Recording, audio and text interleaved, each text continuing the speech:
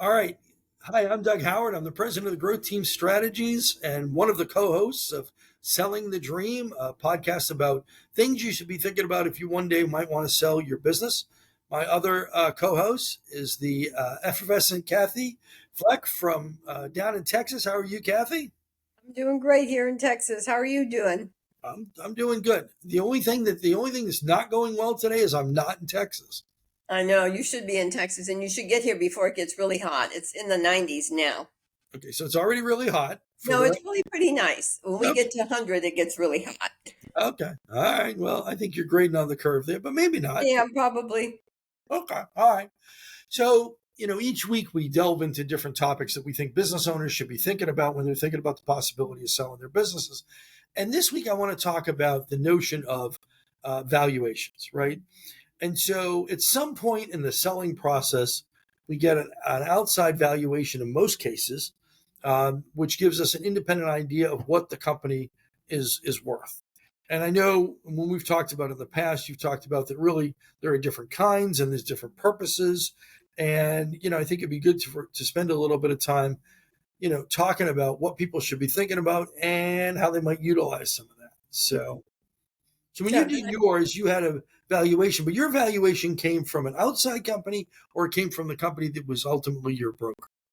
So my broker company, I guess, was doing some cold calling, and somebody called me and got me on the phone and started talking to me. This was in 2017 about did I want to sell my business. So I Yeah. thought, well, yeah, someday I do. I don't really have a clue as to what it's worth or what to do or anything. I didn't know anything.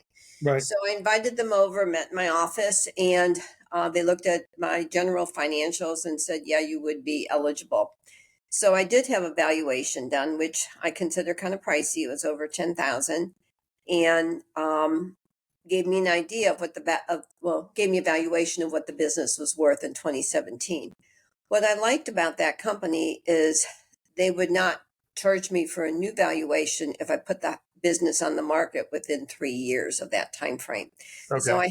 I had that time frame in mind, and I did approach them again in 2019, wasn't ready for it, and then again in 2020, which of course it was just January of 2020 before we knew about COVID, and I put it on the market in April of 2020. So just a few months shy of hitting that 3-year time frame. So, it was a good bit of money, but it gave me an idea of what I needed to do and, what my business was worth. And so then, of course, you and I worked together to get the business beefed up so that I could sell it for what I wanted to. Yeah. Yeah. And I think it's important for people that have not been through this process.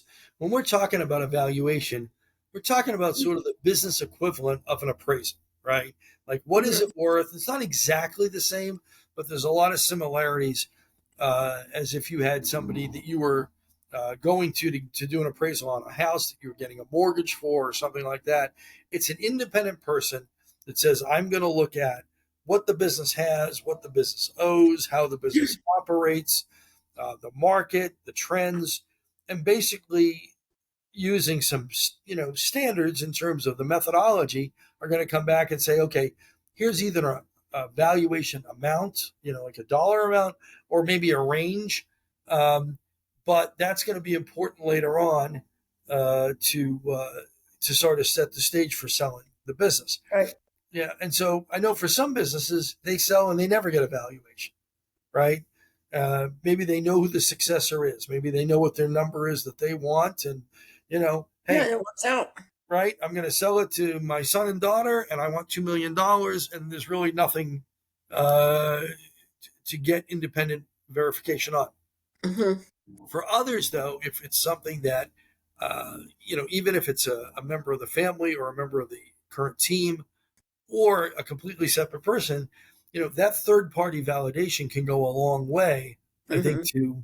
uh, to getting a buyer comfortable, right? So how did that play out when you were going through your process? Right, and that's what I wanted to go over because I've been asked what's included in evaluation? How Yeah, far back do they go? What do you have to provide them? yeah, And it's yeah, quite a bit of information. And even as you're going through the selling process and you have potential buyers, it's even more financial information, more information. So I would say that most valuations are going to go back at least 3 years. Now, mine looked at 5 years. So they looked at tax returns, they looked at all my balance sheet, my profit and loss statement. So they want to see if it's going to be consistently growing or if you're going to be going in the wrong direction. I had to give them information about my staff, names, how long they'd been with the company, what their positions were, what their salaries were. I had to give them information about clients. And so, being in the remodeling industry, and we had different categories of like whole home, kitchens, bathrooms, additions. So, I had to take each of those categories. And for each of those years going back, I had to give them the names of the company or the names of my clients and what their job was worth. And so there was just a lot of information. And those are now had some pictures of my office so that they could get a good idea of, in a nutshell, what the business was like. And then they do comparables, kind of like with a home, what a realtor does with homes. And they'll look at other remodeling companies, say, for my example, of the same size, of employees and its revenue and bottom line, and they'll get some factors involved with that, and then they'll have, say, a multiple that they'll use against the bottom line. So there's a regular process that they use, and it's pretty non-disputable because you can look at it and you can see everything there black and white. And so my broker did use a third party company out of California that did it and then explained it to me. So it was like, yeah, that's clear. I may not understand everything that's going on. It took a little bit to get a grasp on it. And then from there, you can look at what areas do you really need to work on in order to get that bottom line number up higher if you need it higher. Yeah. Well, and one of the things that I always love about your story, Kathi, and the opportunity to work with you is you actually use the valuation to drive some of the activity you did before between the original valuation you got and where you wanted to be. But it was more than just sort of like a weather report that said, okay, well, this is where you are and that's it, right? I mean, you use that as sort of a roadmap to say, okay, well, based on that, to get to where I want to be, these are some of the things I need to do. Right. And I knew where my drawbacks were. I mean, being the face of the company, the salesperson, I had my hands in a lot of things. I knew that, and I wasn't going to take the time to go hire a general manager, go through several different hires and train and all that. I wasn't going to do that. So I knew I had to work with what I had. Right. And I was told over and over again that I was too top heavy in the business.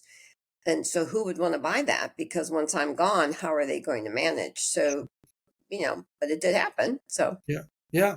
Well, and I think to me, my recollection of what you went through in terms of creating the processes and documenting and, just working on things that fundamentally strengthen the company, your market presence, your pipeline of business, those kinds of things, and doing it really through a very weird time, right? Like with COVID, it's like, okay, should we even be signing up, new business, right? Because yeah, we didn't know. the world just stopped and I'm trying to sell this and someone comes along and says, I want a kitchen. And it's like, I mean, what do you even do with that, right? Who would have known that COVID was going to trigger so much additional business in my industry? Nobody knew that because I put it on the market in April of 2020, and we had just really been getting the notices about businesses closing down and how bad COVID was in March.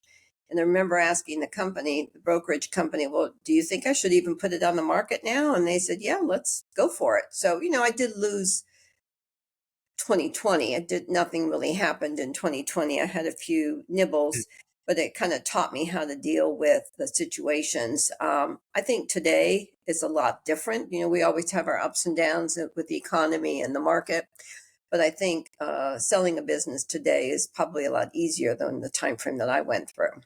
Yeah, I would agree with that. And I think that, it's important to realize there's a couple of different kinds of valuations that you can get. Some are much more in depth than others. Some are a little bit more at a more basic level. But it's also important to realize the closer you are to a sale, I think the less important it is to get an independent valuation. In other words, if I'm going to go to a broker, they're going to make me get a valuation from an independent source that they're going to Right. right? It's like going to a bank to get a mortgage. Like I can tell them what my appraiser said, and they're not going to care. They're going to want Right. their process followed. But if we're 10 or 12 or 5 or 8 years out from selling, and we want to get an idea of where we stand and maybe an update each year and really start to move in the direction of strengthening the business, I think that independent appraisal can be a much more cost-effective way, Right. to get that done, don't you think? I do. And I think that is a good idea. If somebody's going to look out that far Yeah. into the future, I do find that a lot of people don't even think about selling their business until they're at the time frame when they're ready. Let's sell it now. Let's put it on the market. Yeah. So I think people have to be much more forward thinking. But I think it is a good planning tool, because if you've never gone through it or even don't know what EBITDA is, then you're going to have a lot of uncertainty, and you may as well understand what the process is going to be like so that you know when you're ready for it. Yeah. You can talk the language. Well, and I think too, you can measure progress, right? Right. A lot of times when someone does a valuation, it either gives the business owner a formula to kind of look at going forward where they can, gauge some things, measure some things, or they can go back to that company and say, okay, it's been 2 years. Let's update that, which is a much less difficult and expensive Right. process. But what it says is, are we moving in the right direction, right? Are we getting closer to where we want to be or moving further away? And I think that's really important, especially if someone, and this is why we harp so much on doing these things, 5+ years earlier than when you want to sell, because you have the time to make the changes, make the improvements that are going to make a difference, right? It's hard to do, like you said, when you're doing it right on the cusp of, well, now I need to get it sold. Right. Or somebody says, I think I want to buy your business, and you think, oh, okay, well, I just got off a vacation and I'm really ready to retire, so I think I'll sell it for this amount and I'll finance it. There's a Right. lot of differences in planning versus reacting. And, maybe the other solution is good. Maybe that'll work out well. But I think there's a lot of unknowns that can come up for somebody who wants to sell their business. So it would be nice if they at least had some direction. Yeah, I agree. And, I know we talk from time to time about who would make good guests to be on the podcast and, things that might be of interest at a more detailed level. And I think one or two people in that arena, that do valuations or work with people that do valuations would be really helpful because, there's just a lot of things that they know. I know I was talking to somebody that does valuations just the other day, and he said, for certain size businesses, there's about to be a substantial change in the way gift tax is handled. And if that's not on the radar and you're not factoring that into what you're thinking and your numbers, you're going to be, somewhat surprised. And it's like, but those are the kinds of things that, someone can give us that input and we can use it. But, it's the kind of thing we don't think to ask ahead of time. Right, right. Well, I think knowledge is always very powerful. Even if you're not happy with the results that you get, you at least know where you stand, and then you can start preparing and working towards the goal that you have in mind. Absolutely. So I think it's an important topic. I think it's one we'll hear from again, but I'd love to have some folks in that arena maybe speak to that as well. So, Yep, I think that would be all right. good. So, Kathi, what would be your final advice to somebody as it relates to evaluation if they were 3 to 5 years out from selling their business? I think get a valuation, get something done so you can have an idea and start planning towards your direction that you want, when you might be ready for it. It's Yeah. putting the business on the market, also taking into consideration that it takes some time. Sometimes you can sell a business in 7, 8 months. Sometimes it can take a couple years. And so, you've got to factor all that in, and planning ahead of time is something that could really help. Yeah, I agree. Good deal. All right. Well, thanks so much for your insight and your thoughts and your recollections of the process that you went through, because I do think it's elusive for some. So very, very helpful. All right. So that's another episode of Selling the Dream. I don't even know what episode we're up to. Someone should be keeping count. Someone must be. I think somebody is keeping count, but it's not you or me. Well, that's probably a good thing. So it's definitely a good thing I'm not keeping count. So, all right. Well, whatever this is, we will see you again on this +1, whatever number that is, right? We'll be back probably in about a week. So, selling the dream. Thanks, Kathi. Thanks, Doug. Have a good day. You too. Thank you for listening to the Selling the Dream podcast starring Doug, Howard, and Kathi Fleck. Both Doug and Kathi have built and sold successful businesses and hope this podcast will help other small business owners do the same.